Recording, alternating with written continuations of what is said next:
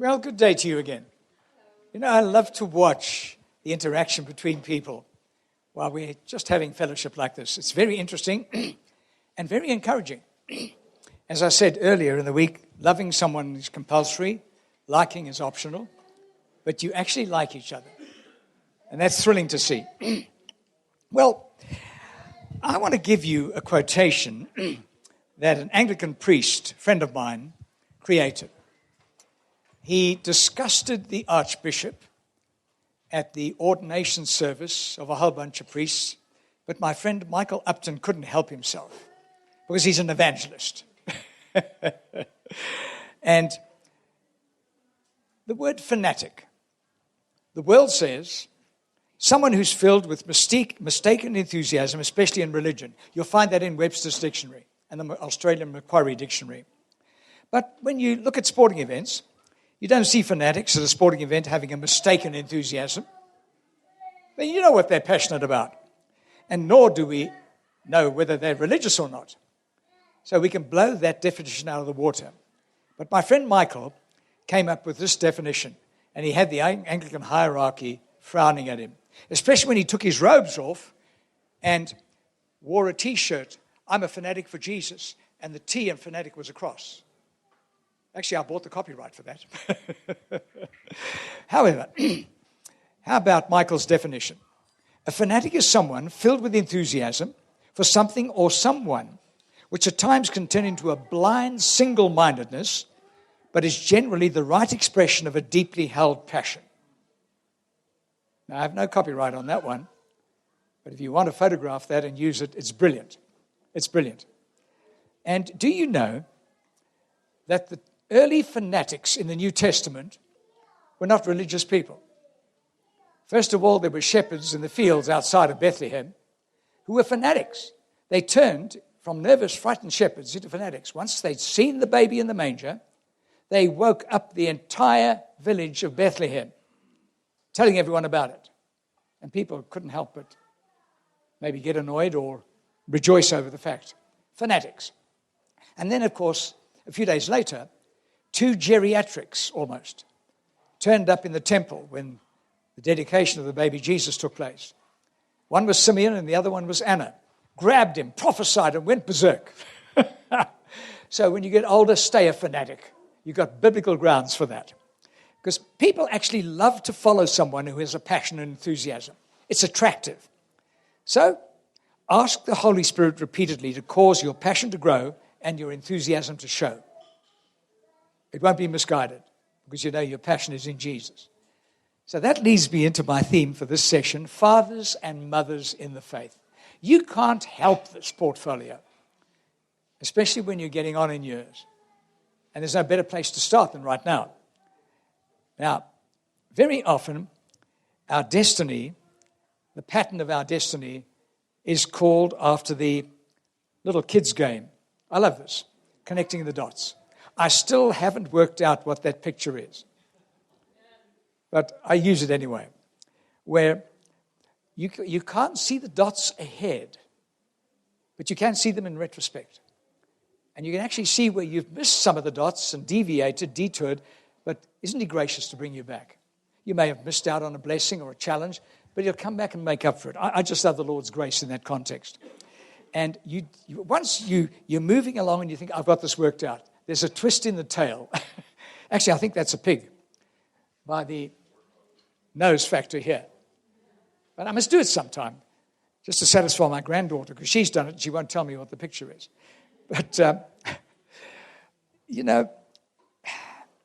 we're busy connecting the dots, and I believe we're nowhere in sight of the end yet because there's still a glorious end to this when the full picture shows and people say, I want to be like you.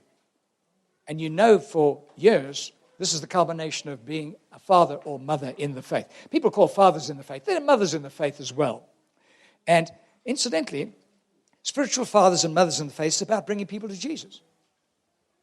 And I've heard people say, well, I'm your spiritual son, and I led him to the Lord. This is a pastor of a big church in Johannesburg. And so this is your spiritual grandson. I said, no. You might be my spiritual son in the faith, but he's your spiritual son. I don't have any spiritual grandchildren. So it's a process of helping others to be fathers and mothers in the faith as well.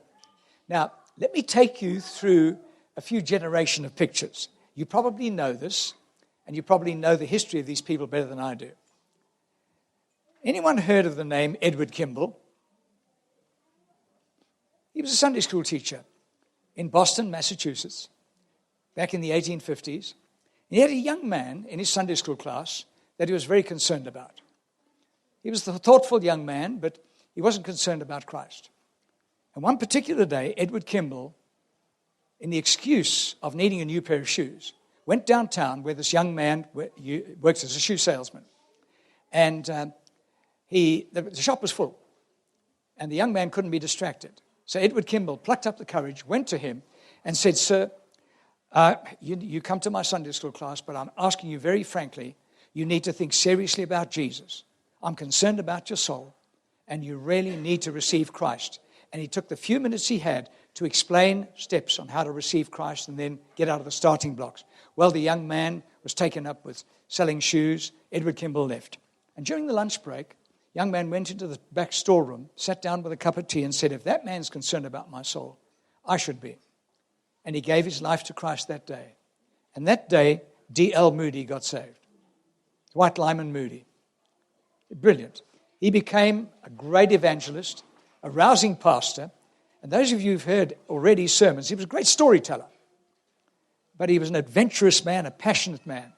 Preaching in England some years later at a small little, I think it was a Presbyterian church, where F.B. Mayer, Frederick B. Mayer, he's written great books on practical theology that are still used today, heard Moody speak and then wished he hadn't invited him to preach in his church because he wasn't British.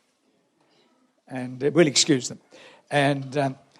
But he was moved by Moody's passion for souls. And he began an outreach ministry with his intelligence that reached what the average preacher wouldn't reach. And one of his bouts of ministry, a young man by the name of J. Wilbur Chapman, was brought to Christ by F.B. Mayer's ministry. He became actually one of the directors of the YMCA movement and a great networker. Anyone wanted somebody to organize a crusade or a rally, he was there. He had great organization abilities, and he wasn't a bad speaker either. And there was one particular time he was organizing a rally, and he needed someone to set out the chairs. And he knew he had a friend, an acquaintance, who had been quite a reasonable, famous basketball player by the name of Billy Sunday. And he got him to come and set out the chairs with him. Well, Billy Sunday, under the mentoring of J. Wilbur Chapman, became a great evangelist and preacher. And being a networker, Chapman organized ministry for Billy Sunday all over the country. Well, in 1926, a group of churches in Charlotte, North Carolina, got their act together and got united and decided to have an intercity evangelistic revival type crusade. And they asked Wilbur Chapman, can you send us somebody? He sent them Billy Sunday. And it was a great success, huge success. A lot of people came to Christ. Well, 8 years later, in 1934, they wanted to do it again. They wanted Billy Sunday again, but he was busy. So Chapman sent Mordecai Ham, a great Baptist Bible teacher who was he was a pugnacious preacher, and the sort of guy who would come up to somebody in a boxing stance for a decent sort of preacher. It was not the thing you did in the Baptist Union in those days. But nevertheless, the ministry that Mordecai Ham had in Charlotte, North Carolina was an immense success. There was a dairy farmer by the name of Albert McMakin. I only found out his name 6 months ago. I wanted to know the name of this man. He brought people in his truck backwards and forwards to all the meetings. He was instrumental in a lot of people getting saved, because he dealt with the public as a dairy farmer, selling them milk and cheese and stuff that the regular preachers don't meet. But on one particular night, he had finally coerced two 16-year-old baseball-crazy teenagers that worked for him part-time to come to the meeting. He said, one of you can drive the truck in, and the other one can drive the truck back. And they barely had their driver's licenses. Well, that night, those two teenagers got saved. And one of them was Billy Graham. I just love that.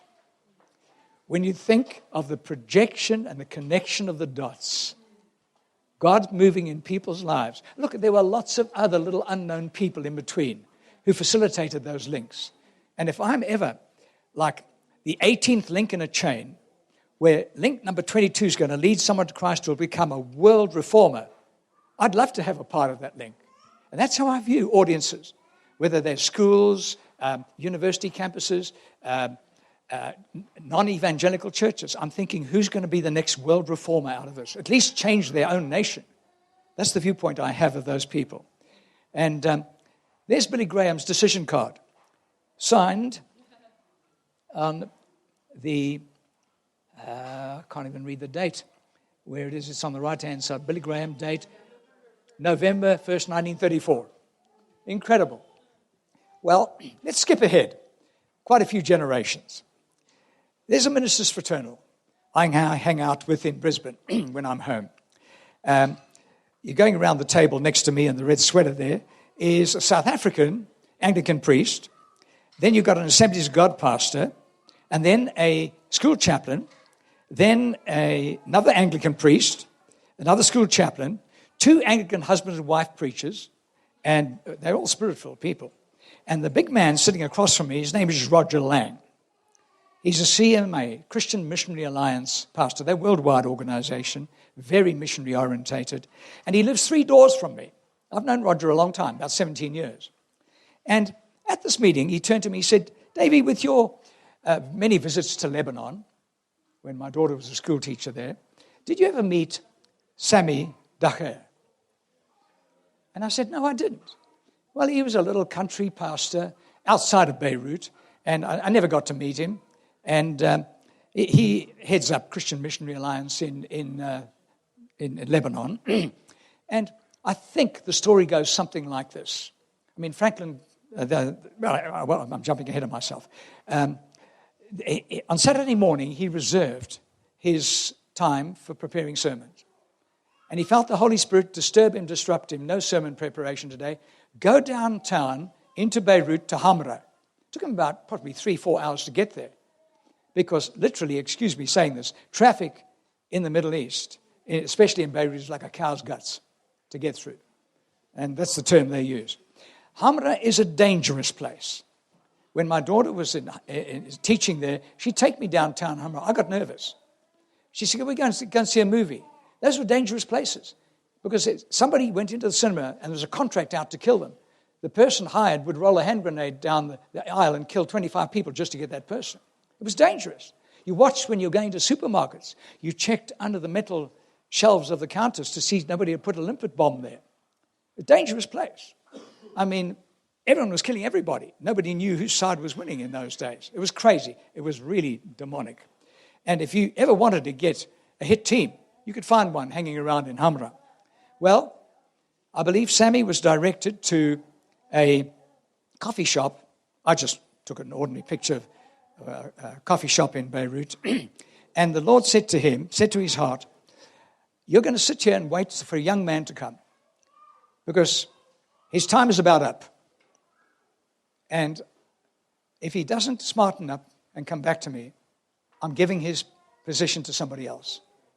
And he thought, well, I can do that. You just have to show me who it is and I'll clear off. Well, eventually the young man turned up, dirty, long hair, unshaven, sat down, and Sammy went over to him and said, sir, I have a message for you. He said, God says to you, I don't want to hear it. God says to you that you've got to come back to him. Otherwise your destiny is over. God's putting somebody else in your place, and you're going to carry regrets for the rest of your life. And I believe after an hour and a half of reasoning, he brought Franklin Graham back to the Lord. You could read it in his book. A lot of detail there. Rebel with a cause. Sammy and Franklin are the best of pals today. Sammy is a legend. And I normally use that story for older people who think, it's too late. I can't do anything anymore. You can. You can bring someone back to Christ or introduce someone to the Lord who's going to become a world reformer. I just love stories like that. My favorite statement again which I read to you again. Do you not know that those who run in a race all run, but one receives the prize? Run in such a way that you may obtain it. Now, during the Athens Olympics, I mentioned earlier that I had spare time on my hand because the first week of the Olympics, everyone's adjusting and finding their feet and their way around. So I do a lot of research. I get into the Olympic computers and I find out about the athletes. And I actually found a Bible study on the Olympic computer system about the early Olympics. And it started with that passage. Because they love what the Apostle Paul did in Athens, eventually. And following that statement, it spoke about a specific type of athlete that translated from the Greek to the English is called a lag runner. A lag runner. Athletes who were faster, stronger, more dedicated and committed than the normal athlete. Everyone looked up to them. Coaches and managers highly prized them. And they were normally put in a race at the most difficult part of the race. Incidentally, the race that Paul's talking about here is not a sprint. This was 600 years before Christ. It wasn't a sprint. It was a marathon of something like 160 kilometers between Athens, Marathon, Corinth, and back down to Athens. I've actually traced that route, where it was awful terrain, and the opposition could beat up and even kill the opposition if they wanted to. And the emperor praised somebody who did that. I mean, imagine the court cases and litigation following that today. However, the lag runners were placed at the most difficult part of the race, where the terrain was tortuous and the opposition would be murderous. And say an athlete, a lag runner is waiting for his preceding athlete to come and put the baton in his hand. I guess there were like 20 in a team. I'm guessing maybe 25. So there was a fair distance for each to run. And if the other teams had run past him already and his preceding athlete had not arrived, he'd get worried. And he'd run back and find that athlete, either beaten up or injured, and he wouldn't dishonor him by taking the baton away and running on. He'd pick him up and carry him, running as fast as he could to the end of that man's distance. How they call the paramedics, I don't know. And then the lag runner with the baton in his hand would run furiously to make up for the lag, hence the name, lag runner. And then if he met the next athlete who was young and inexperienced, he'd put the baton in his hand and run with him at least half his distance to protect him. Lag runners were expected to run more than twice their distance, at least twice their distance. And I'm looking at a bunch of lag runners. That was my impression of you when I walked in the final evening and I looked at lag runners everywhere. You're in the race, you run well, and you're helping others inexperienced to run their races. You'll carry them if necessary. I've had, as I've shown you already, an awesome privilege of being part of a rescue mission, pulling orphans, homeless kids out of the sewers under various cities. In the local parks in the summertime, just great ministering to those kids. They have no church protocol, and they'll just shout out at you. I don't understand that. I don't like what you're saying. And I'll say, would you mind if I say this to you? Demon, get out of him in Jesus' name. And the guy quietens down. It's like Bible times all over again. And all praise to commendation to my manager, Oleg. He's a strange little fellow. I like him. I love him dearly. He was one of my early interpreters in the Russian and Slavic churches in Sacramento, California. Big Russian communities there. And he's done a grand job. He's standing with me interpreting there, of continuing those kids. In fact, he drew all, I think, 250 that we rescued from those sewers into the only place he could, where he was the worship leader and the youth pastor, a Russian Pentecostal staid old church of about 3,000 people. A lot of the old folk loved the energy these kids brought in, but some of the insecure pastors couldn't handle these kids saying, why do you do this? That's such a useless tradition. Cut it out and do this instead. And the kids were right. They were relevant. But the pastors didn't like that. And I said to Oleg, leave while you can and take the kids out. He waited until he was fired. And the kids got so angry that we were going to kill the pastor. And Oleg said, no, We will forgive the pastor and put him in God's hands. The kids said, no, God works too slowly. Well, he saved them from going to prison. Well, what I did is help them to rent a hall that sat 300 people. And they packed it with people. Because what these kids would do, the service never lasted more than 40 minutes.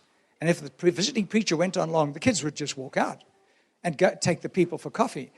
What they did, they would scour the streets before the service and find all these homeless people digging in the trash cans for leftovers from the restaurants the night before and say, come on, come and have a decent meal. Have a snack at church. Church, what's that? It's a club we go to, a Jesus club. And they'll give them a little meal, feed them themselves, and then sit down, and their attention span was minimal. And, of course, when they got bored, the people said, I'm leaving. So the kid who brought them in took them into the little coffee bar section, gave them a black coffee and some cookies, and that's where the real ministry took place. I just love the way they were doing it. No real church protocol. Now, having some 250 kids in the center, it was very difficult until this young man turned up, Igor Manjul. Talking about fathers in the faith. He was European welterweight kickboxing champion. Just come to the Lord. Oleg led him to the Lord. And he said, looked at these kids. He said, they need discipline. He said, let's rent a gym. They forced me into it. I paid the rental of the gym for these kids to train. Just basic exercise discipline. And, of course, they started 3 times a week with a chapel service of 20 minutes where Igor would read the scriptures to them. They'd pray for different needs, and guys would share testimonies. Again, no church protocol.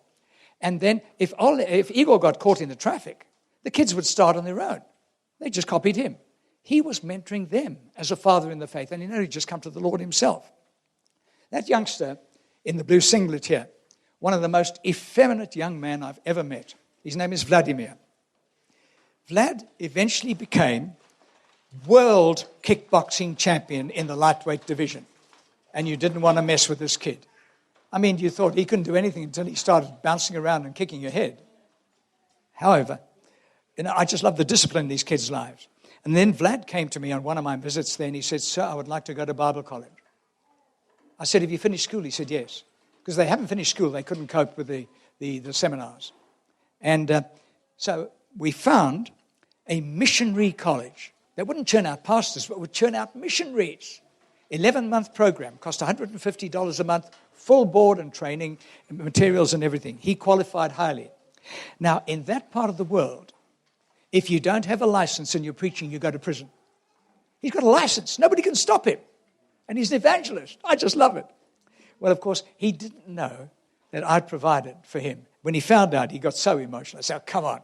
You can pay me back by winning people for Christ. And I don't want to see you sitting in my meetings. I want to hear, you got a platform.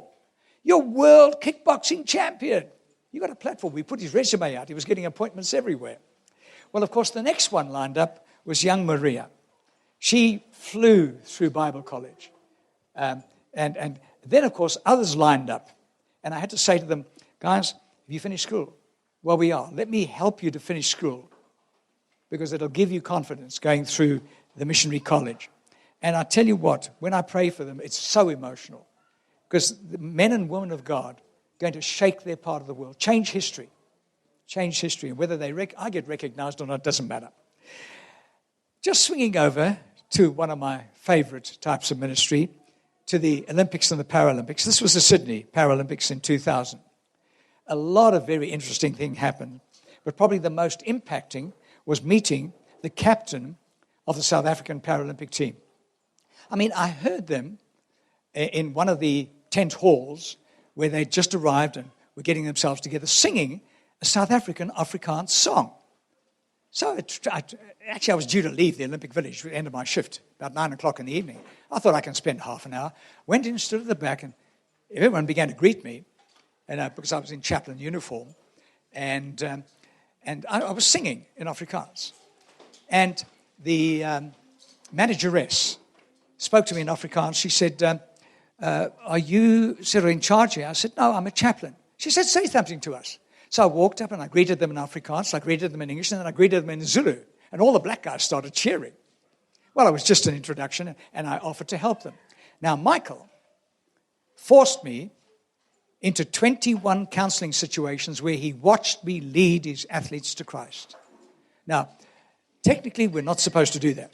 We're supposed to counsel problems, and if they want spiritual issues discussed, then the door's open. It's ticklish when I've been asked to counsel an Islamic guy on marriage issues. I've got to steer right away, totally, and I've got to have a witness with me that I didn't deal with any religious issues. Because sometimes the imam was never there. And these guys were desperate. And I've made some very good friends later on in my visits to Lebanon, having meals with their families, and that's when the door was opened. However, Michael, one evening, I was leaving the Olympic Village, he came out of the medical center in his wheelchair, fuming. He was angry. He was swearing. I mean, choice swear words I haven't heard. And I said to him, Michael, what's wrong? I don't want to talk to you. So I trotted next to his chair, and he sped his chair up. He said, well, I'll tell you, Davey. He said, Adidas, I think it was, no, one of the sponsors, I don't think it was Adidas, took him out for a film shoot and asked him to throw the discus. Now, his discus, shot put, and another event, and javelin, that's right. He was a javelin thrower as well. Now, what they do with these guys, take them out of the wheelchairs, and they strap them to a frame, like a little pyramid, on the ground. And so they can swivel around, but they won't fall over. And he didn't have time to warm up. And in one of his twists to throw the discus, he tore a muscle in his groin. And it put him out of the running. The physiotherapist dug his finger around and said, Michael, you're finished. He said, you won't be able to throw the shot put tomorrow. He held the world record, and he wanted to break it. He was furious. He was angry at himself for being conned into that by his sponsor. And I said to him, walking next to his wheelchair, I said, Michael, do you believe if I prayed for you, God might hear my prayer and heal you? And he swore at me. He said, no, I don't believe that. And he sped his wheelchair up, and I tell you what, if somebody took a movie and published it on YouTube, it would be laughing. There I'm running behind Michael's wheelchair with my hand on his shoulder, with the tails of my plastic coat, Olympic coat, dragging out behind me, gasping a prayer to him like this. Lord, you've heard what this idiot said. I'm asking you to surprise him and heal this injury so he can perform tomorrow. And he sneered at me and whipped up an alley, and he was gone.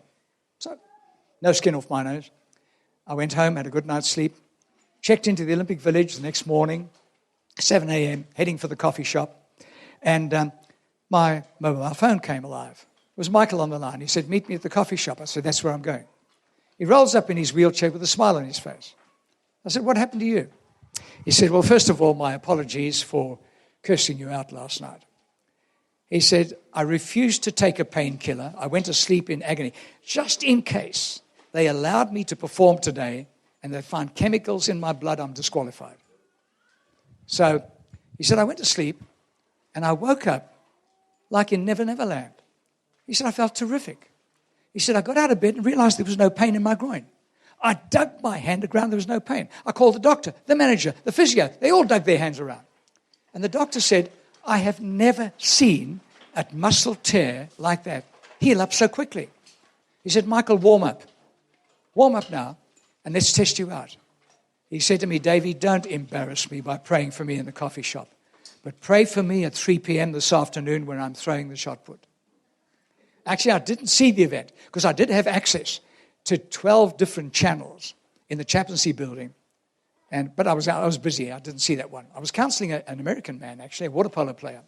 But about 4:30, I get a call, Michael on the line. Meet me at the coffee shop again. Now, I'm coffeeed out. I said, okay, but I'll meet you there. He rolls up with a big smile on his face, and he's holding up the gold medal. He said, I broke my own record. And he said, Davey, I've got something to tell you. In the changing rooms, sprucing up for the medal ceremony, I said to God, God, I've been a bleeding idiot. I'm sorry. And I ask you to forgive me. And I really want to have Jesus in my life. Will you accept me? And Michael said to me, was that okay with God? I said, you bet it was. You bet it was. He said, listen, come with me to the media center now. As a volunteer, I wasn't allowed in there. The media center.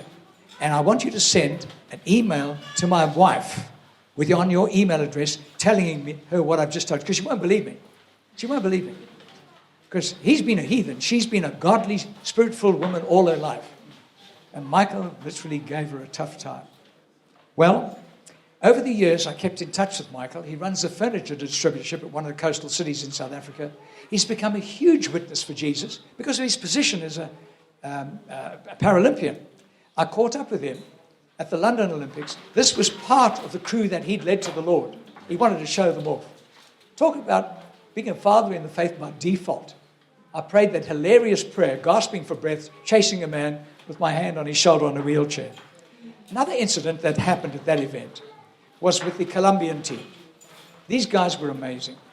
The drug lords had apparently offered to finance them big time if they opened up markets in Australia and if they carried substances in the piping of their wheelchairs and their crutches and stuff, and they refused.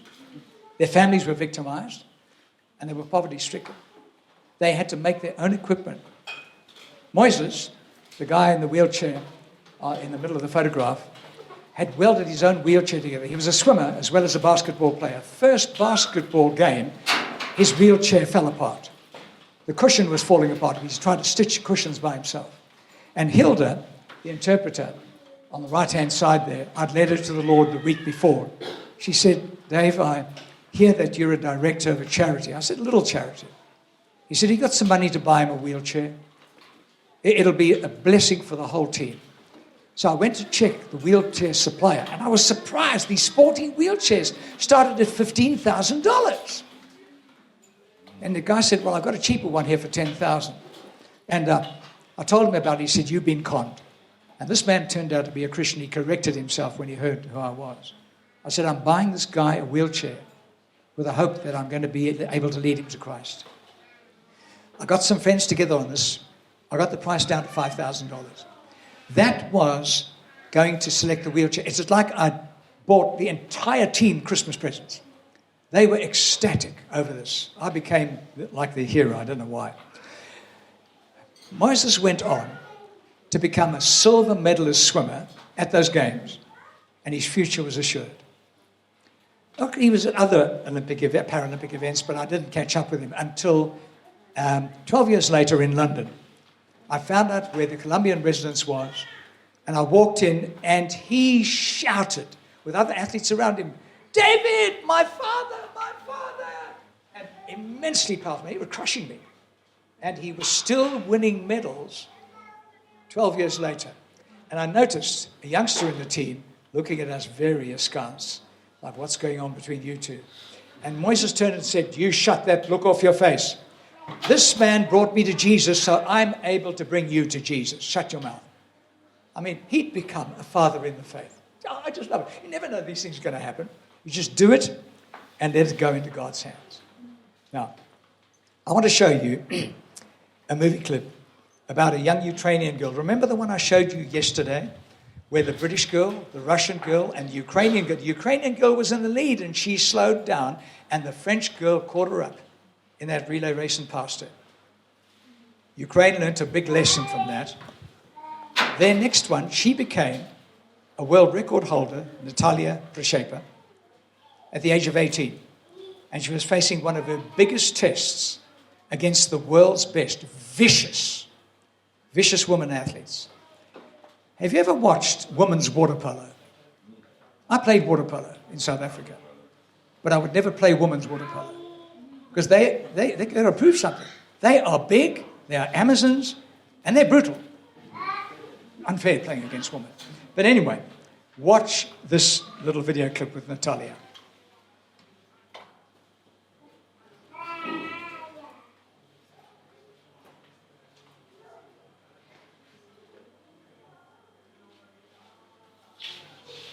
Got some sound? Somebody will start talking.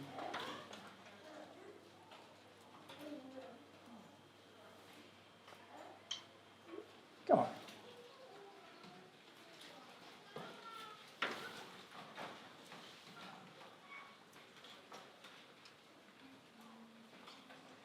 Oh, come on. I know I've got the backup for this.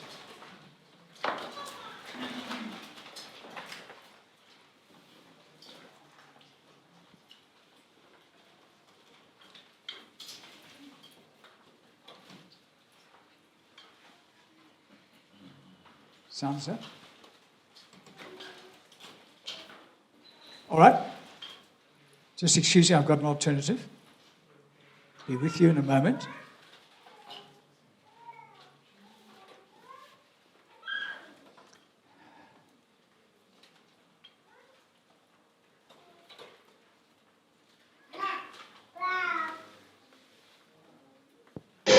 Anyway, the next event on the track, the women's 800 metres final, and this promises to be a good one too.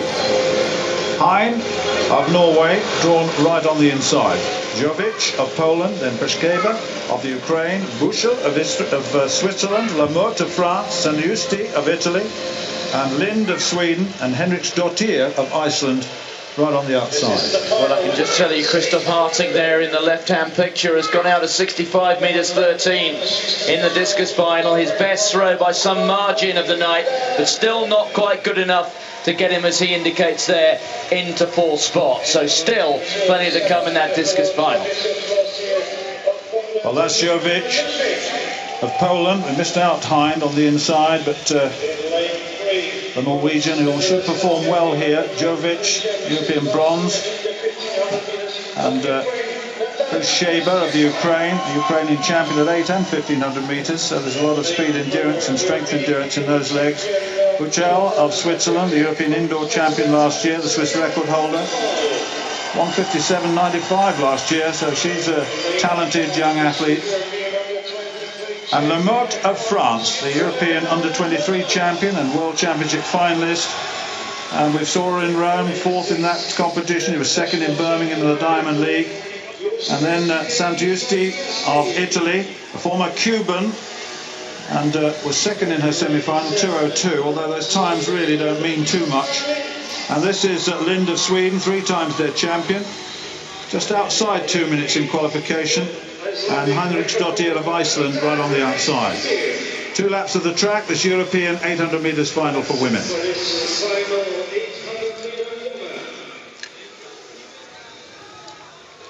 Former world champion there, looking at herself on the in Barcelona in 1992.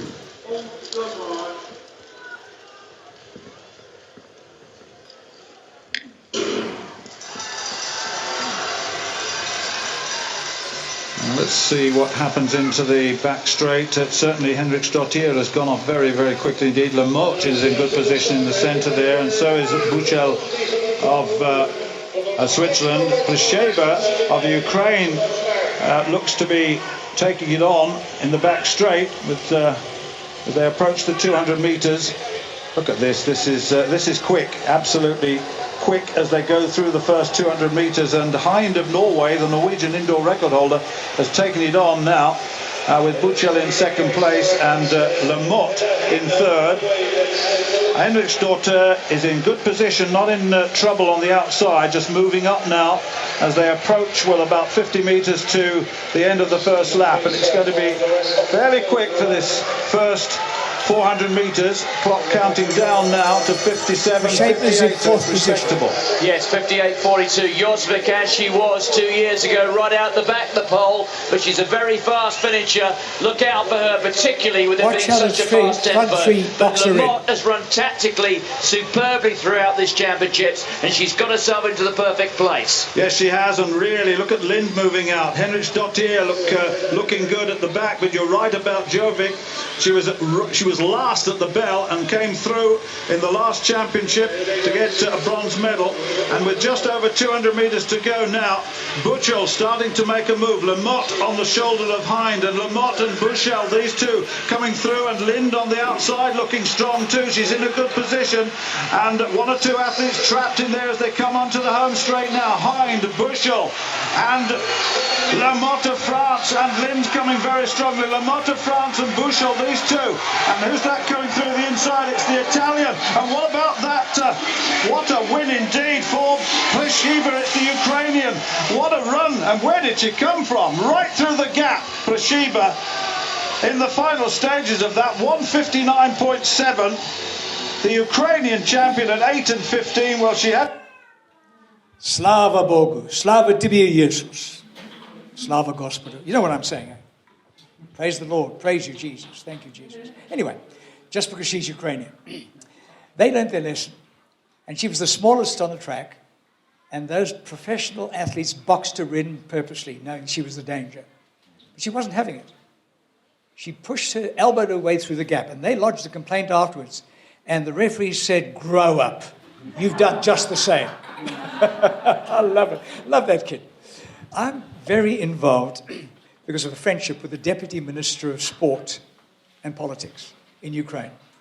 Simply because I led a Ukrainian wrestler to the Lord at the Beijing Olympics. I can't tell you the story. It's breaching too much privacy. But he got back. He was suicidal. And he got back a reformed man. Actually, what he did, he had me meet 6 of his big wrestling colleagues. And he said to me, I remember most of what you tell me, but I can't explain it to them. Now, if you tell them about Jesus and pray, then I'll remember next time. And I turned to these huge guys. I was a little midget next to them. Is he forcing you to do this? Or do you really want to listen? They said, he can't force us to do anything. He's a big pussy. But they said, we see change in him. We want what he's got. It was easy to lead them to Jesus. That incident got me an interview, probably my 8th visit to Ukraine, the Deputy Minister of Sport, who was a full-on believer. He spoke Afrikaans, actually the Flemish language. Afrikaans, amper soos Vlaams. And those from Holland knew what I was talking about. Nearly the same as Flemish. And he grew up in Belgium, Ukrainian diplomatic parents, and he spoke Flemish, and we could run little private conversations, much to the annoyance of everybody else who wanted in on the conversation. And that man, as a result of that incident of leading Yuri to the Lord and his colleagues, opened all the doors for me. You know, it's hilarious when you think about an incident like that, just peeling things open. And I mentioned one of my policies on the opening session. If I'm not sure about a thing, I'll have a go anyway. I'll have a go at that project. And if it's wrong, I'll give it to somebody else. But most times it's been right.